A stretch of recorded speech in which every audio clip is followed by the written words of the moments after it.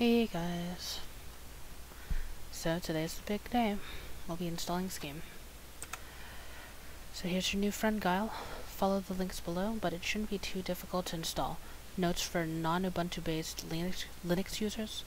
There's a chance that Guile 2.0 won't be available for you. In that case, compile the latest 2.0 stable and use that. Guile is simply a version of Scheme that is very easy to work with. If you all have issues with installation, talk to us on Piazza.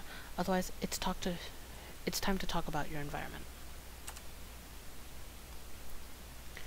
In a lot of ways, choosing a place to work in is really like choosing a house.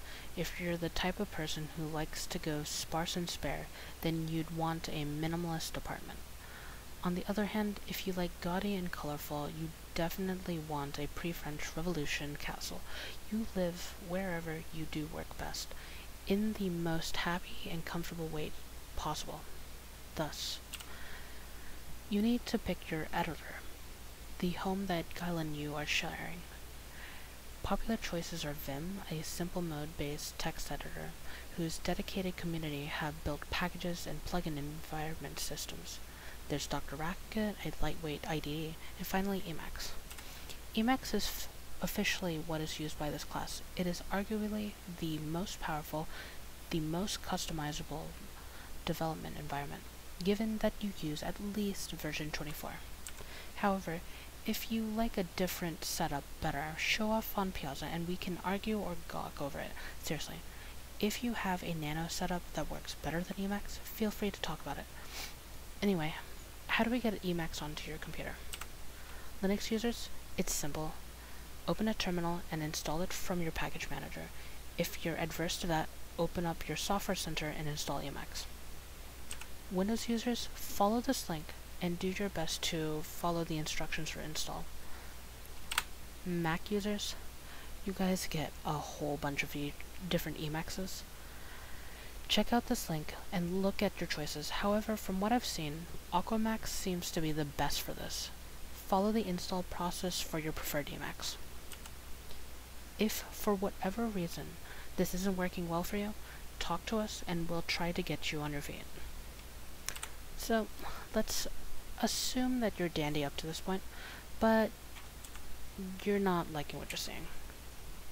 So retro, it hurts. Well, remember, I said Emacs was the best fully customizable environment. Given that, most people don't leave it looking like that. What is one that's been changed up to look like? Sort of like this. Notice no menu bars. It's an entirely different color. This is solarized dark. It looks, in a way, it's my setup, or was my setup. Right now, though, I have completely nuked my configuration. That way I can follow the install process with you. So, better is, how do you use it? Ask us on Piazza for questions about it, but I recommend doing any tutorial you can. Emacs can end up being such a unique experience from person to person that the basics might be the only thing we'll have in common. So that'll be the first homework. Try to learn Emacs. So here's a quick guide. When I write C-, it means hold control and another character, so C-X is really control X. When I write M-, it really means hold Alt with some key. Alt in Emacs is called meta, hence the abbreviation, so M-X is meta X. There is a difference between Control-C, Control-X, and Control-C-X. The first says hit C and X while holding Control. The second says hit Control-C, let go of both, and then hit X. It doesn't seem like a huge difference, but it does make a difference when you're working with Emacs because they mean an entirely different thing.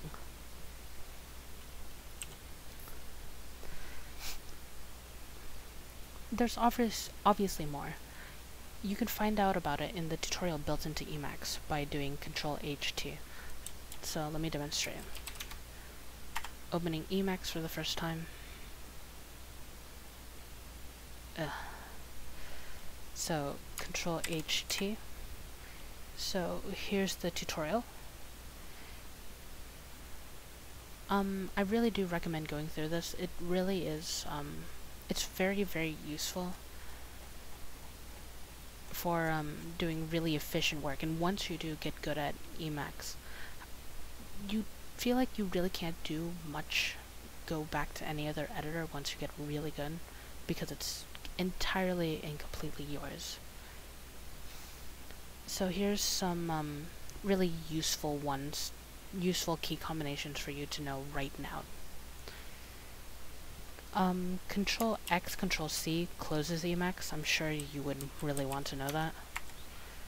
Control X, Control S saves a file. And meta X is a command for executing interesting programs, like playing Tetris, talking to a doctor, or playing Pong. I'll even demo for you really quick. Let's see. So let's start with Pong.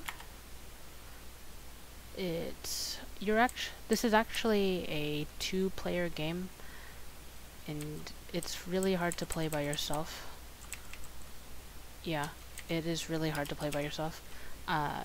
Control XK, by the way, kills whatever is currently open. So let's see, meta X doctor. Yeah, you can talk to him about your problems, especially if you're having trouble with Scheme, Emacs, Life even. Very, very, very simple AI, but it's very therapeutic, I promise.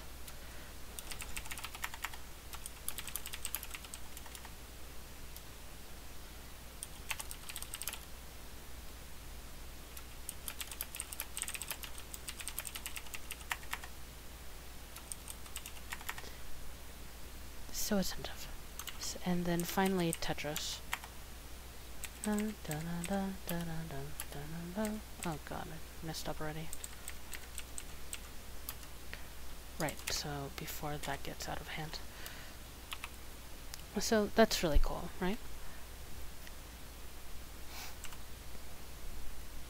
So Emacs, starting from version 24, comes with this really neat package manager, which allows you to browse and install packages from the editor itself. Do this command.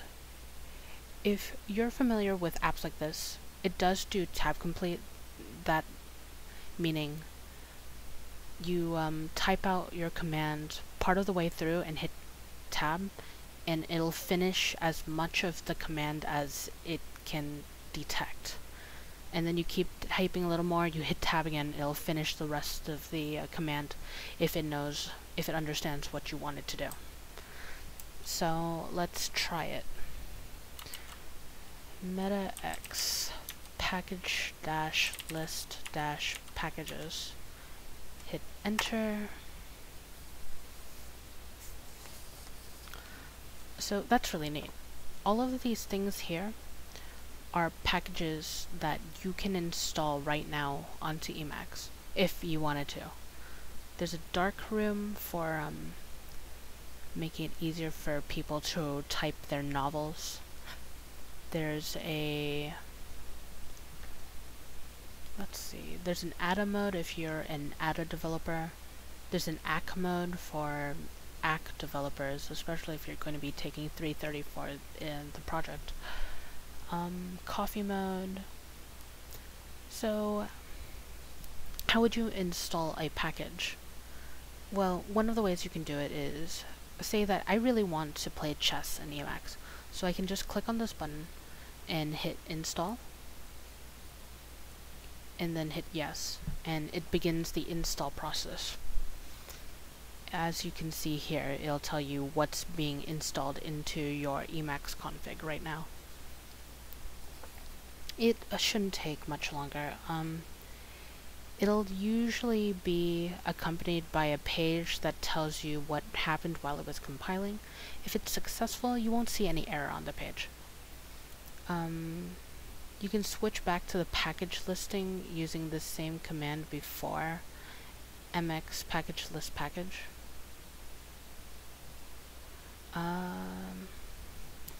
But as soon as this is done, we can do meta-x chess, and we'll just be able to begin playing because it's now been installed. Of course, all of this will only work if you have a stable internet access, because it is having to download all of this stuff. And it's taking a little longer on this run. Oh, there we are. Cool. So we can now play chess. So meta-x chess. And let's close this so we can see it better. Here's the chessboard. Let's do this. I'm playing white. I'm also a terrible chess player. Please don't kill me.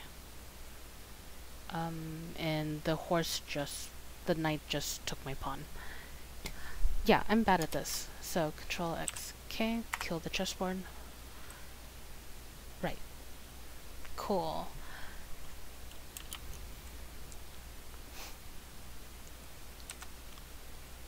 So honestly, there might not have been that much that interested you.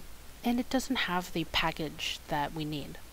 So now we need to talk about Marmalade and Melpa. The package you saw in that list are from a repository called ELPA. However, you can get Emacs to download and allow you to browse through even more packages if you tell him about it. In this case, you definitely want Emacs to get a hold of Marmalade and Melpa. What I'm about to do is a simple way of configuring your Emacs file. However, it's not the best way. It's not even actually a really good way.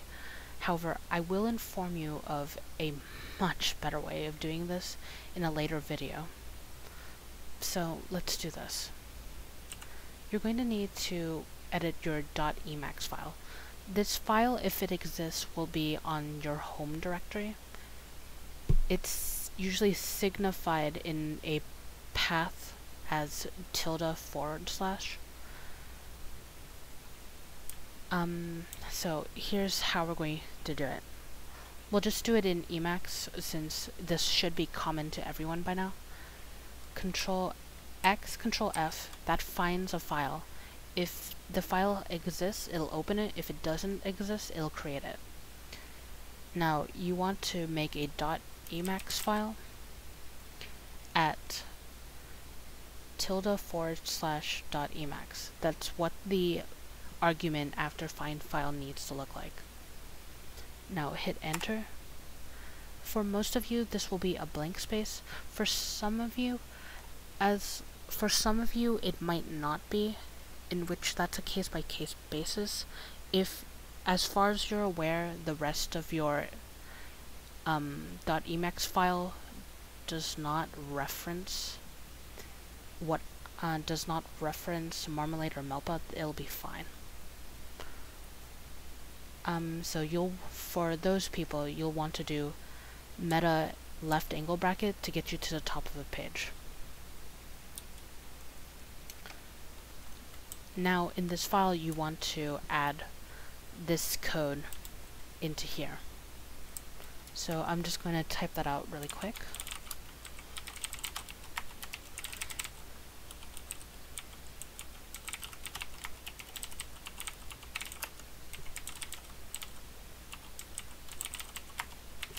And then Marmalade.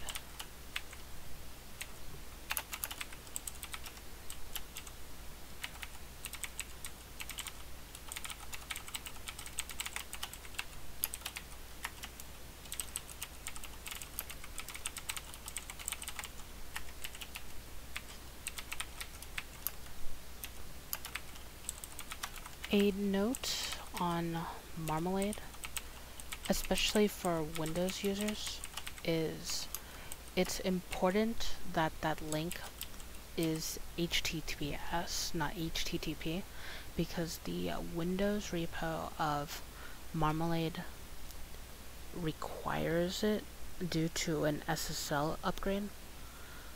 I'm not really too much aware of what it means after that because I'm not familiar with Windows, how Windows works much anymore. But as a heads up. So once you add all of this in, you're going to want to do Control X, Control C, and then if it doesn't let you close, you hit Y because it's probably asking your permission. Or you can do it the good way and just do Control X, Control S, and then Control X, Control C for explicit save and close. So close that, and cool. You've now edited a .emacs file. You've just configured Emacs for the first time. Congratulations. That also means you just wrote Lisp, which is what Emacs is written in. And that gives it a very unique set of features that is not within the scope of this video. But it does work to your advantage. So let's go back and restart Emacs and open up the package listing again. Do that command again. So Emacs package list packages. Notice it's taking a little longer, and now notice you've got a lot more packages. A lot of these seem much more interesting in my opinion. Yeah, I mean, look at that. ACR, AC cake, apt utils. I don't know if these listings look the same across platforms, but as far as I know, it shouldn't be too different. Right. But play around with this, you'll definitely find things that you'll want to have based off of your circumstances, right? So what do you actually need for this class? You definitely want a package called Geyser. This is a package that allows you to have some really cool features when editing scheme programs. So I'm not going to bother looking for the name of this one package to click on. What I'm going to do is do metax package install, and what this allows me to do is just put in the name of the package that I want to install. So I'll hit enter, put in the name of the package. It's Geyser, Geiser, hit enter, and it'll install that for me.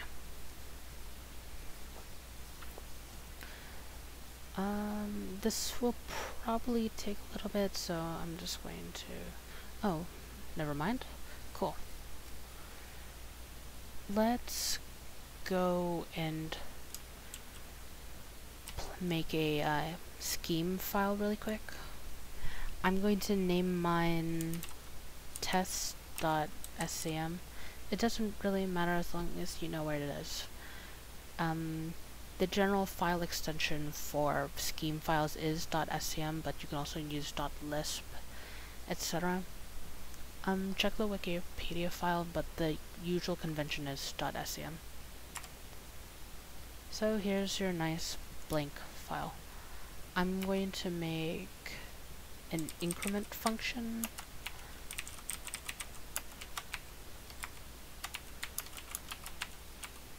Right, so you have a function called increment, takes an argument, and it returns the argument plus 1. Alright, so how do we use Geyser? Well, first you do metax run -Geyser.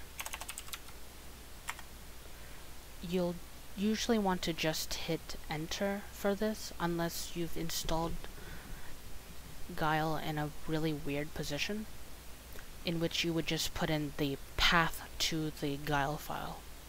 So I've put mine in a good place, so I'll just hit enter. And now you'll have a REPL up and running. REPL is short for read, evaluate, print loop. So I can do things like +1, 1, and they'll make 2, +2, 1, 3, you know, that kind of stuff. It's an interactive environment, an interpreter of sorts. Or, it is an interpreter. So say that you usually want this set up so you can test something on the right and then put it on the left just to see if that would work out. But say that you've written something on the left that you want to test here on the right. So what you would do is you would go to the line of code that you want to do. Control-C, Control-K, and it'll say something about compiling and then being done. You want to switch back. If you want to do it the Emacsy way, hey, you do Control-X-O to go from frame to frame like you see here. And since it's already compiled and ready, you can use the function right away to see if it works. Increment 1, you get 2. Increment 2, you get 3. Increment 3, you get 4. Okay, that's really cool. Let's see. Increment big number. Big numbers incremented. Nice. So that's just one of the many functionalities that Geyser can provide to you should you choose to exploit it. If you want to know more, read the link that's listed here. Remember, there's a whole bunch of other packages for you to play with. You can change color schemes, install new games, or get features for a different language like Python. Make it yours. So, here is what I think your questions are. What's Geyser? There's so much Emacs, how can I learn it? And what other packages would I recommend to you? Well, the first one is, really, your best guide is just to look it up here. It describes itself as a package filled with many different modes, all dealing with editing scheme and Guile scheme code, and by that extension, Guile code. It just really, it makes scheme much easier to play with. As far as your concerns with Emacs though, even if you're just really, really bad at this learning Emacs thing, you shouldn't fear that, because you can simply go to, as long as you don't disable the menu bars, you can just go over to the menu bars and find the functionality that you want happening, like you would in Eclipse. I don't know anyone who's legitimately learned every feature of Eclipse. You're always learning something new every day, so why can't you do that with Emacs? When, especially since Emacs doesn't make you wait 20 minutes to get through all of the loading bars, right? I promise. And we're also, we live in the time of Google, so you can also Google anything you might want to know about, and you can also ask us on Piazza. That's what we're here for. We want to help you learn and get used to things. And finally, if you like autocomplete, like how Eclipse autocompletes things for you, or like other IDEs, you'll definitely want any package that starts with AC. So in this case, for Geyser, you want the accompanying package AC-Geyser, which will autocomplete things in all Geyser modes. Install it via the package manager and then edit the config as you see in this link here. I also really recommend rainbow delimiters, because as you just saw, Lisp has a lot of parentheses, and I find it helpful when the parentheses are color-coded. That way you can never really mismatch, at least at this current stage. But as long as, if you play around and you find a cool package, post it on Piazza, and I promise I will too. So,